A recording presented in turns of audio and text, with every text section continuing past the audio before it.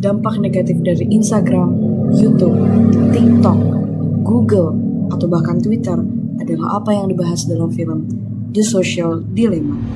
Film ini merupakan film dokumenter yang mungkin adalah salah satu genre film yang sangat segmented. Visualnya sangat ala kadar dan sangat menjunjung tinggi realitas. Tapi justru kita tidak sadar bahwa itulah hal yang penting yang ingin disajikan oleh sebuah film dokumenter. Film karya Jeff Orlowski ini rilis di Sundance Festival Film pada tahun 2020 dan kini hadir di Netflix. Film ini membahas dampak sosial, media sosial lewat sudut pandang mantan orang-orang penting dalam industri teknologi. Dengan format gabungan interview, drama, visual infografis, film ini membelah bagaimana platform seperti Facebook dan Google merancang sistem yang membuat pengguna kecanduan. Isu yang diangkat merupakan manipulasi algoritma, eksploitasi data, hingga krisis kesehatan mental. Secara garis besar, film ini memotret sosial media sebagai sistem bisnis yang menjadikan perhatian manusia sebagai komoditas. If you're not paying the product, you're the product. Perkenalkan, saya Naura Azara Gunawan, mahasiswa komunikasi digital, Sekolah Vokasi IPB University Angkatan 62, dengan NIM J0401251026. Saya akan membahas film The Social Dilemma menurut sudut pandang literasi digital dalam 8 poin. Yang pertama, mengenai representasi algoritma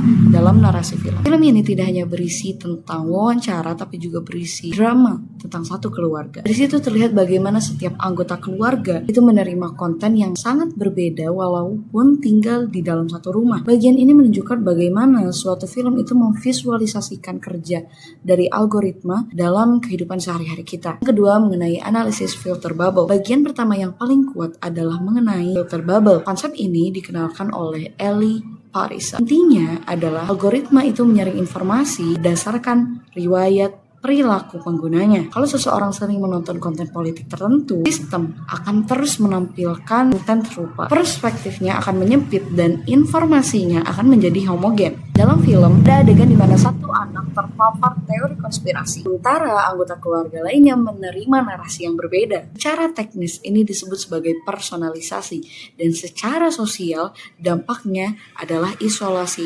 informasi. Yang ketiga, tentang attention economy dan logika profit. Dari analisis tadi terlihat bahwa algoritma itu tidak bekerja untuk memperluas wawasan, tapi justru untuk mempertahankan perhatian kita pada suatu objek, pada suatu bahasan tertentu. Dan perlu diketahui bahwasannya platform itu bergerak dalam logika attention economy, di mana perhatian pengguna adalah komoditas bagi platform. Algoritma dalam platform itu membuat konten yang ditampilkan adalah konten yang paling mungkin untuk membuat pengguna bertahan lama dalam aplikasi atau platform tersebut. Dari bagian ini menjelaskan bahwasannya desain algoritma memang berorientasi pada engagement dan profit. Yang keempat, tentang analisis echo chamber. Jika filter bubble tadi menyaring informasi, echo chamber akan memperkuatnya. Dalam film ditunjukkan bahwa konten yang mengandung emosi, yang memicu emosi seperti marah atau takut lebih cepat menyebar. Algoritma membaca engagement itu sebagai sebuah keberhasilan. Semakin banyak komentar, semakin banyak share, makin tinggi distribusinya. Confirmation bias juga ikut memperkuat hal ini, mana pengguna terus-menerus menerima validasi atas pemahamannya, atas keyakinannya. Yang kelima, tentang dampak sosial dan polarisasi. Film ini menunjukkan bahwasannya algoritma itu tidak menciptakan konflik dari nol, tapi justru memperbesar dan memperkuat suatu konflik. Dampaknya adalah fragmentasi masyarakat. Orang tidak hanya berbeda pendapat, tetapi berbeda dalam realitas informasi. Dialog atau diskusi menjadi sulit karena seseorang sudah merasa punya informasi yang paling benar, informasi yang paling valid. Karena kan algoritma mereka seperti itu. Mereka terus disajikan informasi yang mendukung pendapat mereka, yang mendukung keyakinan mereka. Oleh karena itu akan sulit terbentuk suatu diskusi atau pemahaman dari sisi lain. Yang keenam, tentang micro targeting dan manipulasi opini, di mana data perilaku itu memungkinkan pesan dirancang sangat spesifik sesuai profil psikologis user. Di sini terlihat tipisnya batas antar persuasi dan manipulasi. Pengguna atau user dari suatu platform itu merasa memilih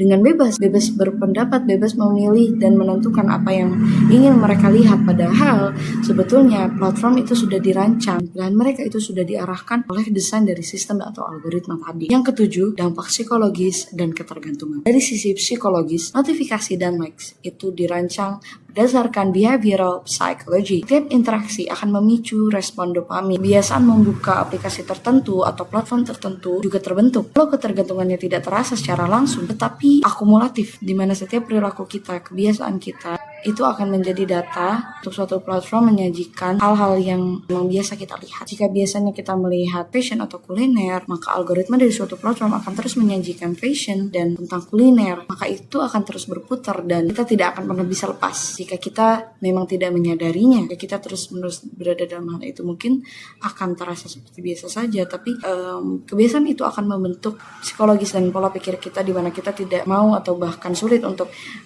berbagi pendapat atau menerima pendapat dari orang lain karena kita selalu merasa pendapat kita ini benar. Selanjutnya yang ke-8 adalah refleksi literasi digital. Dalam konteks literasi digital, film ini sangat relevan dan relatable. Literasi itu tidak cukup hanya membaca suatu informasi yang ada dalam sebuah platform atau aplikasi, atau bukan hanya menggunakan aplikasi. Literasi itu adalah harus sampai di pemahaman algoritma atau cara kerja dari aplikasi itu. Kita juga harus menyadari bahwasannya lini masa itu bukan representasi objektif dari dunia. Lini masa adalah hasil seleksi berbasis data dan yang pastinya kepentingan ekonomi. Balik lagi ke algoritma yang diprogram untuk selalu menghasilkan engagement. Langkah yang bisa kita ambil itu adalah mencari perspektif berbeda jika kita mendapatkan suatu informasi atau kita mendapatkan hal baru, insight baru. Kita harus mencari perspektif berbeda, bukan hanya memandang dari satu konten saja atau memandang dari satu pengalaman saja, dari satu informasi saja. Dan kita pastinya harus melakukan verifikasi atas data atau informasi tersebut sebelum kita membagikan konten, jika kita memang ingin membagikan konten. Dan rasanya tidak pas untuk mengukur kebenaran dari suatu konten atau informasi dari